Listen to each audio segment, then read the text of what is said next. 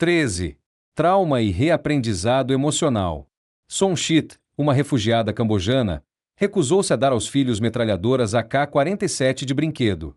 Os garotos, de 6, 7 e 9 anos, queriam as armas para participar de uma brincadeira que seus coleguinhas na escola chamam de purge. Nessa brincadeira, purge é um bandido que usa uma pequena metralhadora para matar um monte de crianças e depois se suicida. Às vezes, as crianças criam um final diferente. São elas que matam Purge. Purge era uma macabra reencenação, feita por alguns dos sobreviventes dos catastróficos acontecimentos de 17 de fevereiro de 1989, na escola primária Cleveland, em Stockton, Califórnia. Naquele dia, na hora do recreio das crianças de primeira, segunda e terceira séries, Patrick Purge, que inclusive havia estudado na Cleveland uns 20 anos antes, postou-se à beira do pátio e disparou rajadas e mais rajadas de bala 7,22 mm sobre as centenas de crianças que brincavam. Durante 7 minutos, espalhou balas pelo pátio, depois encostou uma pistola na cabeça e se matou. Quando a polícia chegou, encontrou 5 crianças mortas e 29 gravemente feridas. Nos meses seguintes, o jogo Purge apareceu espontaneamente nas brincadeiras dos meninos e meninas da Cleveland, e foi um dos muitos sinais de que aqueles 7 minutos e seus destroços ficaram vívidos na lembrança das crianças. Quando visitei a escola, que fica apenas a uma pequena corrida de bicicleta do bairro vizinho da Universidade do Pacífico onde fui criado, fazia 5 meses que Purge havia transformado o recreio num pesadelo. Sua presença ainda era palpável, embora os mais horríveis dos sangrentos restos do tiroteio, muitos buracos de balas, poças de sangue, pedaços de carne, pele e couro cabeludo, houvessem desaparecido na manhã seguinte após o incidente, após o prédio ter sido lavado e pintado. Àquela altura, as mais profundas marcas na Cleveland não estavam no prédio, mas na psique das crianças e do corpo docente, que tentavam continuar a vida normalmente. O que talvez tenha mais me impressionado foi como aqueles poucos minutos eram revividos repetidas vezes a qualquer pequeno detalhe que guardasse a mínima semelhança com a tragédia. Um professor me disse, por exemplo, que uma onda de medo varrera a escola quando foi anunciado que se aproximava o dia de São Patrick. Algumas crianças, de algum modo, imaginaram que o dia era em homenagem ao assassino, Patrick Purge. Sempre que ouvimos uma ambulância se dirigindo para a casa de repouso que fica na mesma rua da escola, tudo para, disse-me outro professor. As crianças ficam à escuta, para ver se a ambulância para aqui na escola ou se segue adiante. Durante semanas, muitas crianças ficaram com medo dos espelhos dos banheiros. Correrá na escola o boato de que a sangrenta Virgem Maria, uma espécie de monstro de fantasia, escondia-se ali. Semanas após o tiroteio, uma menina correrá frenética à diretora da escola, Pat Boucher, berrando: "Estou ouvindo tiros! Estou ouvindo tiros!" O som era da corrente que balançava num poste de Teterball 1. Muitas crianças tornaram-se supervigilantes, sempre à espreita de que o terror se repetisse. Alguns meninos e meninas passavam o recreio rondando perto das portas da sala de aula, não se atrevendo a sair para o pátio onde haviam ocorrido os assassinatos.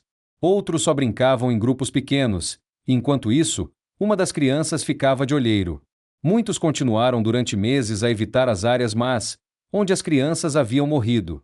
As lembranças persistiram, também, através de sonhos desagradáveis, que invadiam o inconsciente das crianças durante o sono. Além de pesadelos com tiroteio, elas eram invadidas por sonhos de ansiedade que as deixavam apreensivas pela hipótese de que, em breve, também morreriam. Algumas tentavam dormir de olhos abertos para não sonhar. Todas essas reações são bem conhecidas por psiquiatras como sintomas principais do distúrbio da tensão pós-traumática, PTSD. Ponto 2 No núcleo desse trauma, diz o Dr. Spencer E., psiquiatra infantil especializado em PTSD em crianças, está a intrusa lembrança da ação violenta central, o golpe final com o punho, a faca entrando, o disparo de uma espingarda. As lembranças são experiências perceptivas intensas. A visão, o som e o cheiro dos tiros, os gritos ou o súbito silêncio da vítima, o jorrar do sangue, as sirenes da polícia. Esses momentos vívidos, aterrorizantes, dizem hoje os neurocientistas, tornam-se lembranças impressas nos circuitos emocionais. Os sintomas são, na verdade, sinais de uma amígdala cortical superestimulada impelindo as vívidas lembranças do momento traumático a continuar invadindo a consciência. Como tal, as lembranças traumáticas tornam-se gatilhos sensíveis, prontos para soar o alarme ao menor sinal de que o momento temido está para acontecer mais uma vez. Esse fenômeno de gatilho sensível é uma marca característica de todos os tipos de trauma emocional, incluindo os repetidos maus tratos físicos na infância. Qualquer fato traumatizante pode gravar essas lembranças disparadoras na amígdala cortical. Um incêndio ou acidente de carro, uma catástrofe natural como um terremoto ou furacão, estupro ou assalto. Milhares de pessoas todo ano vivem esse tipo de tragédia e muitas, ou a maioria, ficam com uma espécie de ferida emocional marcada no cérebro. Os atos de violência são mais perniciosos do que catástrofes naturais como os furacões porque, ao contrário das vítimas de um desastre natural, as vítimas de uma violência se sentem como se tivessem sido escolhidas como alvo de uma maldade. Isso destrói todo um sistema de confiança no ser humano e nas pessoas com quem se relacionam, crenças que as catástrofes naturais deixam intactas. De uma hora para outra, o mundo em que vivemos torna-se um lugar perigoso, onde o outro é visto como uma ameaça em potencial à nossa segurança. As crueldades perpetradas pelo homem gravam na memória de suas vítimas uma predisposição para um medo em relação a qualquer coisa que evoque, ainda que vagamente, a agressão sofrida. Um homem que foi golpeado na nuca, e nunca viu o atacante, ficou tão amedrontado depois, que tentava andar na rua pouco à frente de uma senhora para sentir-se seguro de que não seria de novo atingido na nuca. 2 Uma mulher assaltada por um homem que entrou no elevador com ela e a obrigou a sair à ponta de faca num andar desocupado ficou durante semanas com medo de entrar não só em elevadores, mas também no metrô ou qualquer outro espaço fechado onde pudesse sentir-se acuada. Saiu correndo do banco quando viu um homem enfiar a mão no paletó, da mesma forma como tinha feito o assaltante. A marca do horror na memória e a supervigilância que dela resulta podem durar a vida inteira, como constatou um estudo sobre sobreviventes do Holocausto. Quase 50 anos depois de terem passado fome, de terem assistido ao massacre de seus entes queridos e o terror constante nos campos de morte nazistas, as lembranças que os perseguiam continuavam vivas. Um terço dizia sentir um medo generalizado. Quase 3/4 deles disseram que ainda ficavam ansiosos com coisas que lembravam a perseguição nazista, como a visão de um uniforme, uma batida na porta, cães latindo ou fumaça subindo de uma chaminé. Cerca de 60% disseram que pensavam no Holocausto quase diariamente, mesmo meio século depois, até 8 em 10 ainda sofriam de pesadelos recorrentes. Como disse um sobrevivente, se você passou por Auschwitz e não tem pesadelos, você não é normal. O horror congelado na lembrança. Palavras de um veterano do Vietnã, de 48 anos, cerca de 24 anos depois de passar por um momento horrorizante numa terra distante. Não consigo tirar isso da minha cabeça. As imagens voltam como uma inundação em vívidos detalhes, provocadas pelas coisas mais corriqueiras, como uma porta batendo, a visão de uma oriental, o contato com tapete de bambu ou o cheiro de costeleta de porco frita. Ontem à noite eu fui para a cama. Dormia bem para variar. Aí, de madrugada, veio uma tempestade e trovões. Acordei no mesmo instante, gelado de medo. Estou de volta ao Vietnã, no meio da estação das monções, em meu posto de sentinela. Tenho certeza de que serei atingido na próxima rajada e que vou morrer. As mãos estão geladas, mas suo pelo corpo inteiro. Sinto cada fio de cabelo da nuca eriçar-se. Não consigo respirar, o coração martela. Sinto um cheiro úmido de enxofre. De repente, vejo o que restou de meu companheiro Troy, numa bandeja de bambu, mandada para nosso acampamento pelos Vietcongues. O relâmpago e o trovão que se seguem me abalam de tal modo que caio no chão. 3. A lembrança horrível, vívida e rica em detalhes, apesar de decorridas mais de 2 décadas, ainda tem o poder de causar nesse soldado o mesmo medo que ele sentiu naquele dia fatídico. O PTSD representa um perigoso rebaixamento do ponto de alarme, fazendo com que as pessoas reajam às coisas banais da vida como se fossem situações de emergência. O circuito sequestrador discutido no capítulo 2 parece crítico no deixar uma marca tão poderosa na memória. Quanto mais brutais, chocantes e horrendos os fatos que disparam o sequestro da amígdala cortical, mais indelével a lembrança. A base neural dessas lembranças parece ser uma generalizada alteração na química do cérebro posta em movimento por um único exemplo de terror arrasador. 4 Embora as constatações do PTSD se baseiem normalmente no impacto de um episódio, resultados semelhantes podem ser causados por crueldades infligidas durante muitos anos. Como acontece com crianças maltratadas sexual, física ou emocionalmente. O mais detalhado trabalho sobre essas alterações cerebrais está sendo feito no Centro Nacional do Distúrbio da Atenção Pós-Traumática, uma rede de pesquisa local nos hospitais da administração dos veteranos, onde se concentram vários veteranos do Vietnã e de outras guerras que sofrem de PTSD. Foi de estudos sobre veteranos como esses que veio a maior parte do nosso conhecimento sobre o PTSD. Mas essas descobertas também se aplicam a crianças que sofreram forte trauma emocional, como as da escola Cleveland. As vítimas de um trauma devastador talvez jamais voltem a ser biologicamente as mesmas, disse-me o Dr. Dennis Charney, psiquiatra de Yale. Ele é diretor de neurociência clínica no Centro Nacional. Não importa se foi o incessante terror do combate, da tortura ou dos repetidos maus-tratos na infância, ou uma única experiência, como ver-se preso num furacão ou quase morrer num acidente de carro. Toda tensão incontrolável pode ter o mesmo efeito biológico. A palavra-chave é incontrolável. Se as pessoas sentem que podem fazer alguma coisa diante de uma situação catastrófica, exercer algum controle, por menor que seja, ficam melhor, em termos emocionais, do que as que se sentem totalmente impotentes. A sensação de impotência é o que torna um determinado fato subjetivamente arrasador. Como disse o Dr. John Cristal, diretor do Laboratório de Psicofarmacologia Clínica do Centro. Digamos que alguém que é atacado com uma faca sabe se defender e age, enquanto outra pessoa na mesma situação pensa: estou morto. A pessoa que não tem como se defender é a mais susceptível de sofrer um PTSD. É a sensação de que a vida da gente está em perigo e a gente não pode fazer nada para escapar. É esse momento em que começa a mudança no cérebro. A impotência como fator decisivo na provocação do PTSD foi demonstrada em dezenas de estudos sobre pares de ratos de laboratório, cada um numa gaiola diferente, cada um recebendo leves, mas, para um rato, bastante tensionantes, choques elétricos de idêntica severidade. Só que um dos ratos tem uma alavanca em sua gaiola. Quando ele a empurra, o choque cessa nas duas gaiolas. Durante dias e semanas, os ratos recebem precisamente a mesma quantidade de choques. Mas o que tem o poder de desligar o choque sai sem sinais permanentes de tensão. Só no rato impotente é que ocorrem as mudanças no cérebro induzidas pela tensão. 6 para uma criança que é alvejada no pátio de uma escola, que vê os coleguinhas sangrando e morrendo, ou para um professor ali, incapaz de deter a carnificina, a impotência deve ter sido palpável. O PTSD como distúrbio límbico.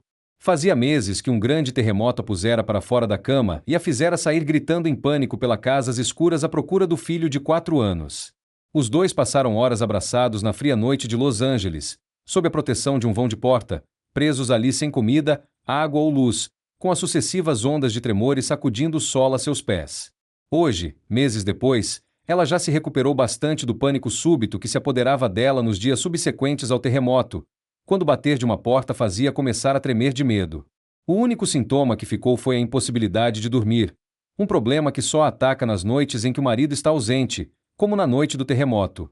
Os principais sintomas desse medo aprendido, inclusive o tipo mais intenso, o PTSD, podem ser explicados por mudanças nos circuitos límbicos que se concentram na amígdala cortical. 7 Algumas das principais alterações ocorrem no locus ceruleus, uma estrutura que regula a secreção pelo cérebro de duas substâncias chamadas catecolaminas, a adrenalina e a noradrenalina. Esses produtos neuroquímicos mobilizam o corpo para uma emergência. A mesma onda de catecolamina grava lembranças com uma força especial. No PTSD, esse sistema torna-se hiperreativo, secretando doses muito grandes desses produtos químicos do cérebro, em resposta a situações pouco ou nada ameaçadoras, mas que de algum modo evocam o trauma original, como as crianças da escola primária Cleveland que entravam em pânico quando ouviam uma sirene de ambulância semelhante às que tinham ouvido na escola após o tiroteio. O locus ceruleus e a amígdala estão estreitamente ligados. Junto com outras estruturas límbicas como o hipocampo e o hipotálamo, os circuitos das catecolaminas estendem-se até o córtex. Presume-se que alterações nesse circuito sejam responsáveis pelos sintomas do PTSD, que incluem ansiedade, medo, hipervigilância, irritabilidade e provocação, disposição para lutar ou fugir e indelével codificação de intensas lembranças emocionais. 8 Um estudo constatou que os veteranos do Vietnã com PTSD tinham 45% menos receptores para deter a catecolamina do que aqueles que não apresentavam esses sintomas, o que sugere que o cérebro deles sofrerá uma alteração permanente, com um controle inadequado da secreção de catecolamina. 9 Outras mudanças ocorrem no circuito que liga o cérebro límbico à glândula pituitária, que regula a liberação de CRF, o principal hormônio de estresse que o corpo secreta para mobilizar a resposta a lutar ou fugir numa emergência. As mudanças levam a uma supersecreção desse hormônio, sobretudo na amígdala, hipotálamo e locus ceruleus, colocando o corpo em alerta para uma emergência que na verdade não existe. 10 Como disse o Dr. Charles Nemeroff, psiquiatra da Universidade Duke, o excesso de CRF faz com que reajamos de forma exagerada. Por exemplo, se você é um veterano do Vietnã, tem PTSD e ouve o barulho de um cano de descarga de um carro no estacionamento de um shopping center, é o disparo de CRF que o inunda com os mesmos sentimentos do trauma original, começa a suar, fica com medo, tem arrepios e tremores, pode ter flabaques. Nas pessoas que persecretam CRF, a reação de susto é superativa. Por exemplo, se você chegar sorrateiramente por trás de alguém e bater palmas, a pessoa levará um susto, mas depois já não mais se assustará. Acontece que as pessoas com excesso de CRF não se habituam, reagem com a mesma intensidade à quarta repetição da palma quanto à primeira. 11. Um terceiro conjunto de mudanças ocorre no sistema opioídico do cérebro, que secreta endorfinas para amortecer a sensação de dor. Também ele se torna hiperativo. Esse circuito neural também envolve a amígdala, desta vez em combinação com uma região do córtex cerebral.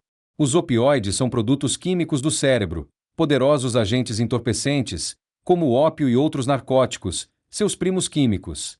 Quando com altos níveis de opioides, a morfina do cérebro, as pessoas têm uma maior tolerância à dor, fato observado em campos de batalha por cirurgiões que constataram que soldados seriamente feridos precisavam de doses mais baixas de narcóticos para aguentar a dor do que civis com ferimentos muito menos sérios. Alguma coisa semelhante parece ocorrer no PTSD. 12 Mudanças na endorfina dão uma nova dimensão à mistura neural pela reexposição ao trauma, um entorpecimento de certas sensações.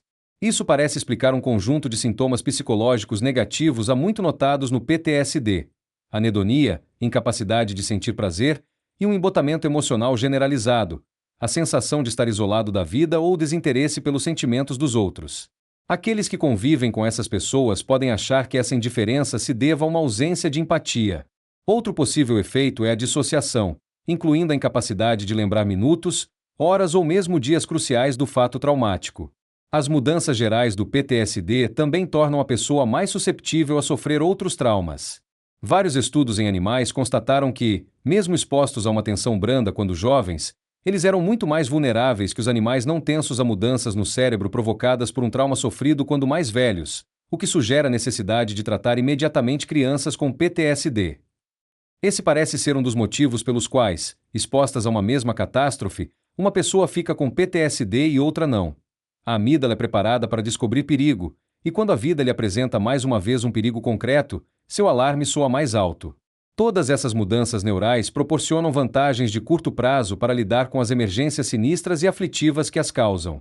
Sob pressão, a amígdala adapta-se para ficar altamente vigilante, estimulada, pronta para qualquer coisa, indiferente à dor, o corpo preparado para demandas físicas constantes e, naquele momento, indiferente ao que de outro modo poderiam ser fatos intensamente perturbadores. Essas vantagens de curto prazo, porém, tornam-se problemas duradouros quando a alteração cerebral é de tal monta que elas se tornam predisposições, como um carro com o câmbio emperrado em marcha alta. Quando a amígdala e as regiões a ela ligadas no cérebro assumem um novo ponto de partida no momento de trauma intenso, essa mudança de excitabilidade, essa crescida prontidão para disparar um sequestro neural, significa que tudo o que acontece na vida está na iminência de tornar-se uma emergência, e um acontecimento qualquer pode detonar uma explosão desenfreada de medo. Reaprendizado emocional. Essas lembranças traumáticas parecem permanecer como pontos fixos da função cerebral porque interferem no aprendizado posterior, especificamente, no reaprendizado de uma resposta mais normal a esses fatos traumatizantes.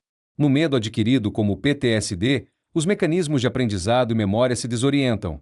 Também aqui, é a amígdala que é a chave entre as regiões do cérebro envolvidas.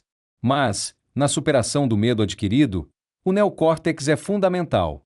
Medo condicionado é o nome que os psicólogos empregam para designar o processo pelo qual uma coisa que não apresenta ameaça alguma se torna temida por estar associada na mente de alguém a algo assustador. Quando tais pavores são induzidos em animais de laboratório, observa Charney, o medo pode durar anos. 13 A região-chave do cérebro que aprende, retém e age com base nessa reação de medo é o circuito entre os tálamos, amígdala e lobo pré-frontal, a rota do sequestro neural. Em geral, quando alguém aprende a assustar-se com uma coisa por estar condicionado pelo medo, o medo passa com o tempo. Isso ocorre através de um reaprendizado natural, à medida que o objeto temido é de novo encontrado em circunstâncias diferentes.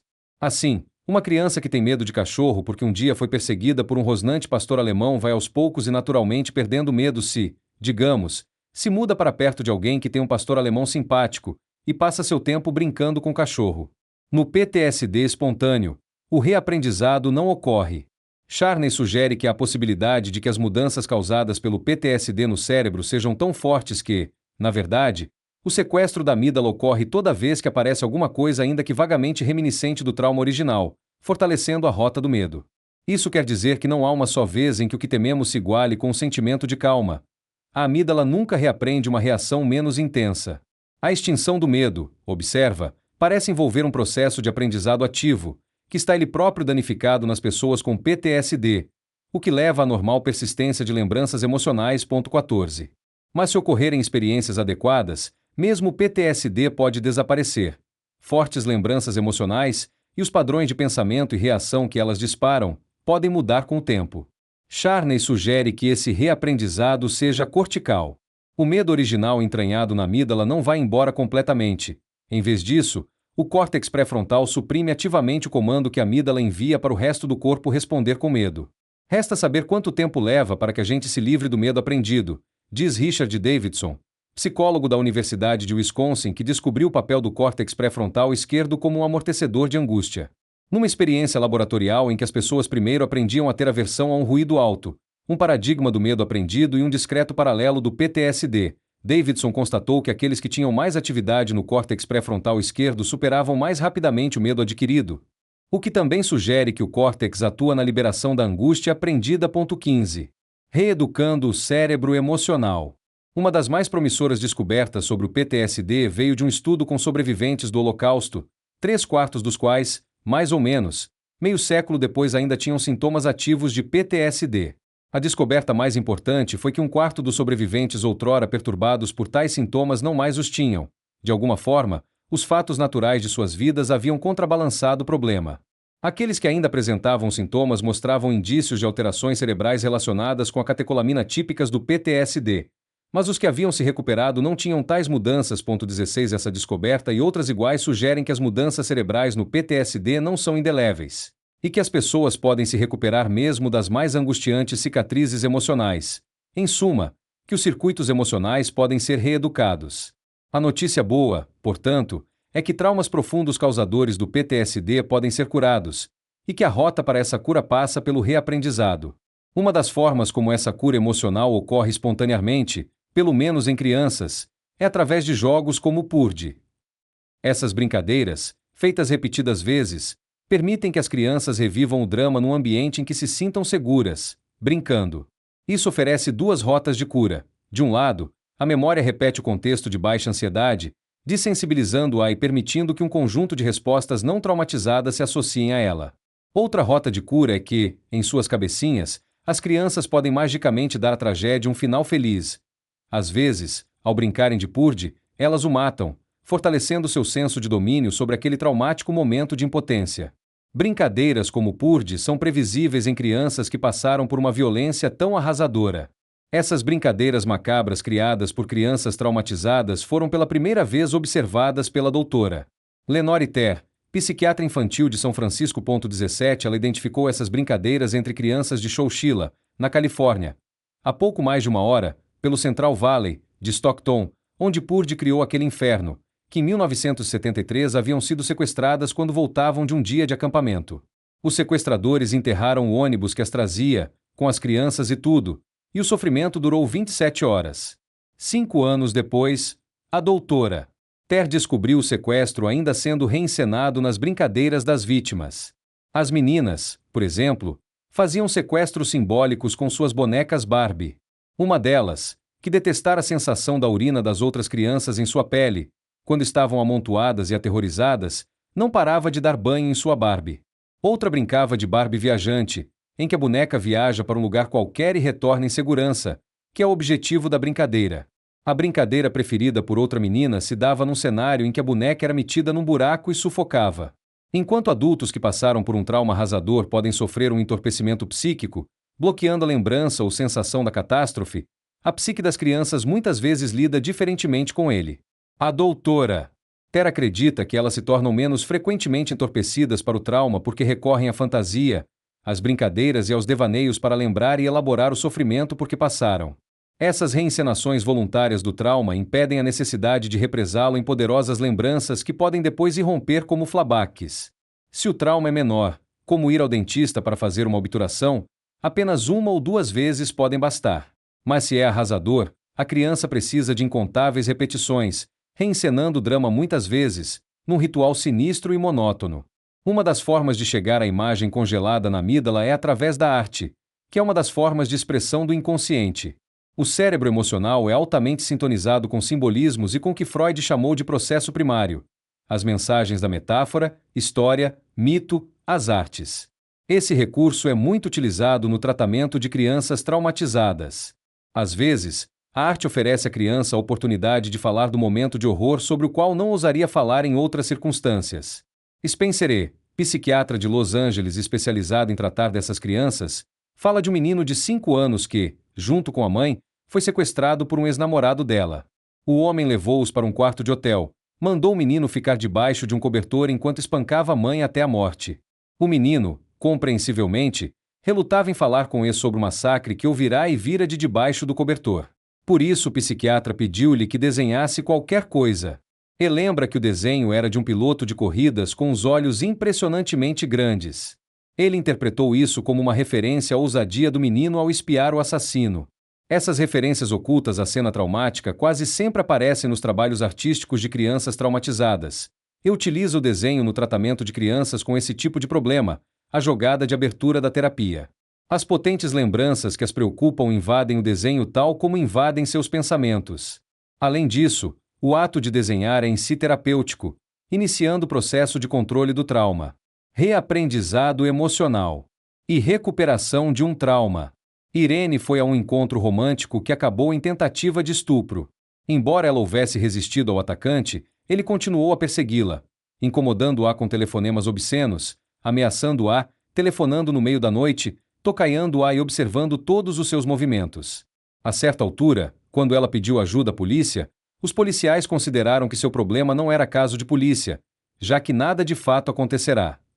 Quando recorreu à terapia, Irene tinha sintomas de PTSD, desistira de toda a vida social e sentia-se prisioneira em sua própria casa.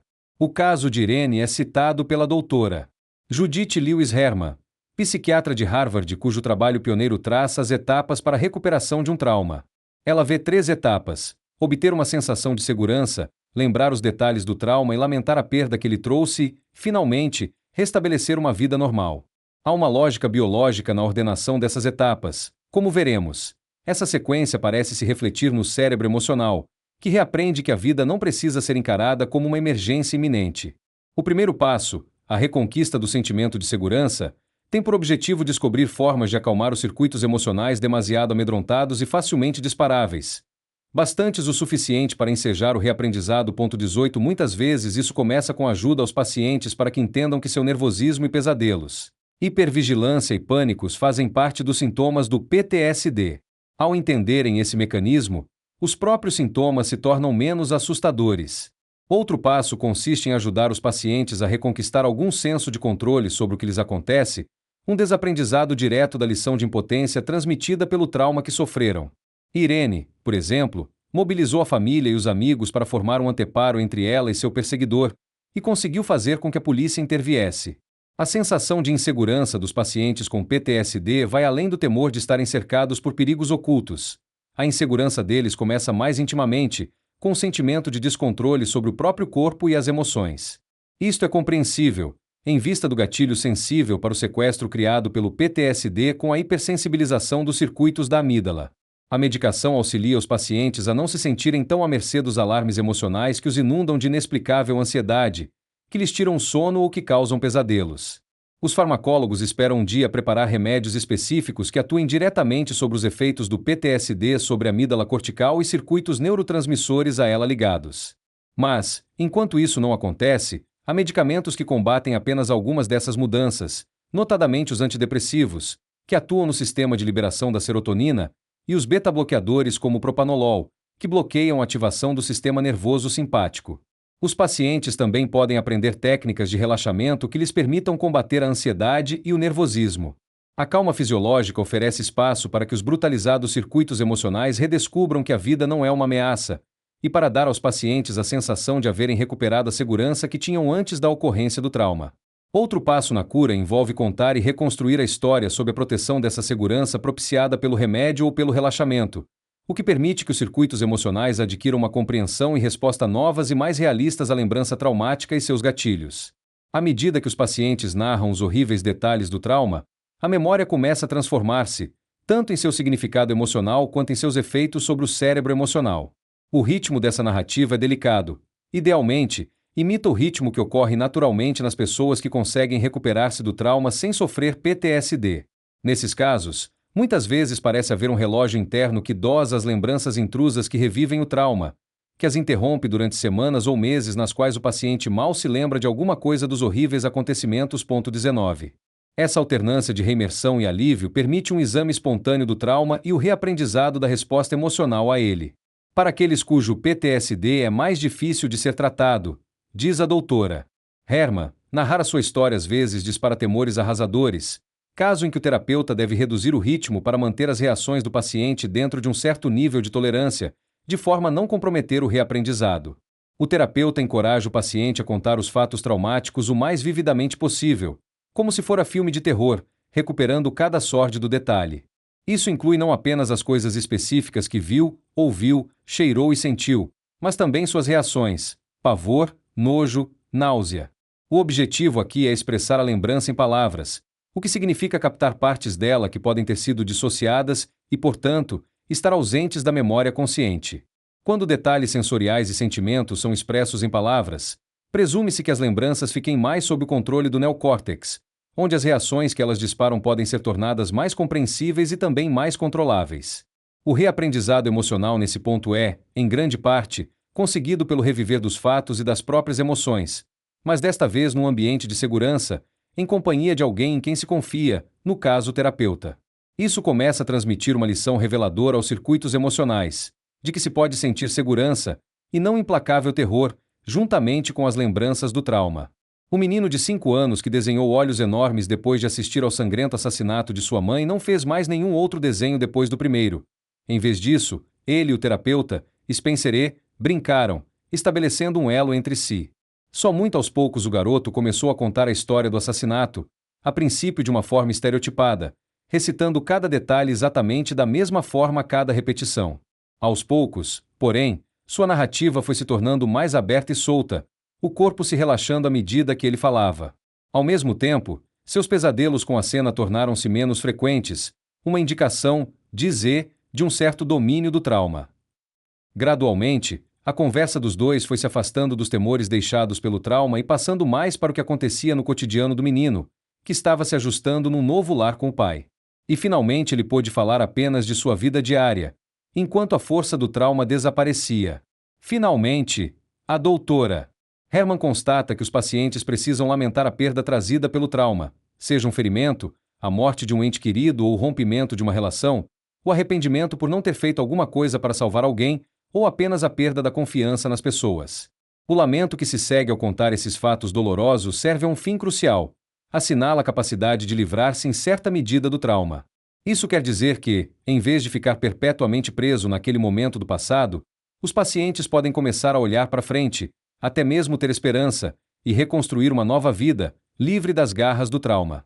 É como se o constante reciclar e reviver do terror do trauma pelos circuitos emocionais fosse um sortilégio que pôde ser finalmente quebrado.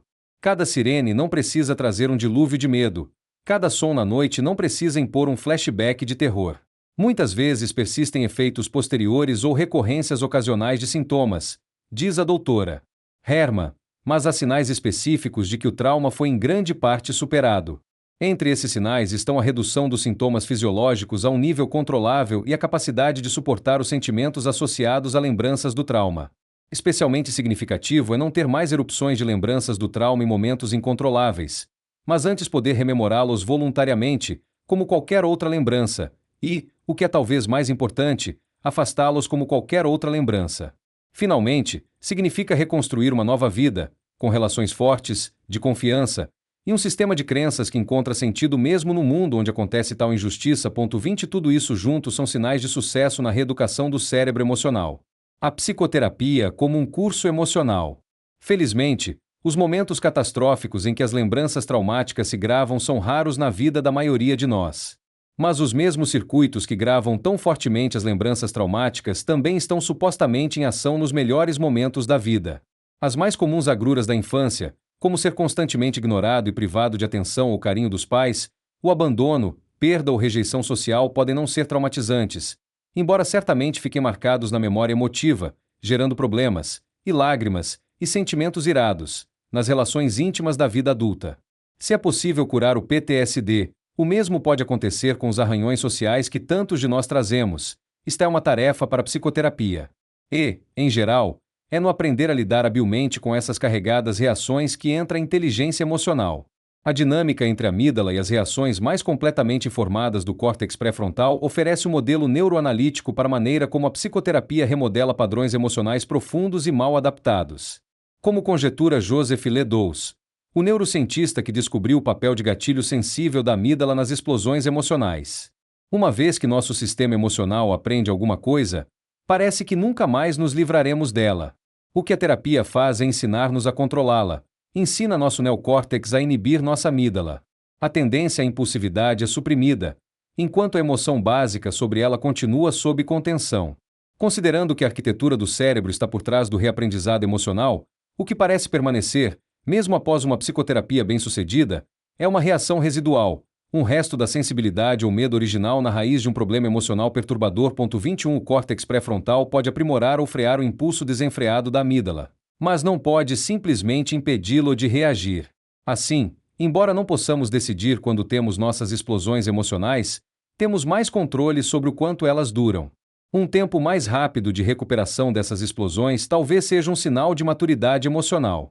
Durante a terapia, o que parece mudar principalmente são as respostas que as pessoas dão assim que uma reação emocional é disparada, mas a tendência para a reação ser disparada não desaparece inteiramente. Isso é indicado por uma série de estudos em psicoterapia realizados por Lester Luborsky e seus colegas na Universidade da Pensilvânia. 22 Eles analisaram os principais conflitos de relacionamento que levavam dezenas de pacientes à psicoterapia. Questões como o profundo anseio por ser aceito ou encontrar intimidade, ou o temor de ser um fracasso ou superdependente. Eles analisaram então cuidadosamente as respostas típicas, sempre negativas, que os pacientes davam quando esses desejos e medos eram ativados em seus relacionamentos. Respostas como ser muito exigente, que geravam reações de raiva ou frieza na outra pessoa, ou retirar-se como uma autodefesa de uma ofensa prevista, deixando a outra pessoa triste com a suposta rejeição. Durante esses malfadados contatos, os pacientes, compreensivelmente, sentiam-se inundados por sentimentos perturbadores: desesperança e tristeza, ressentimento e raiva, tensão e medo, culpa e autorrecriminação e por aí adiante.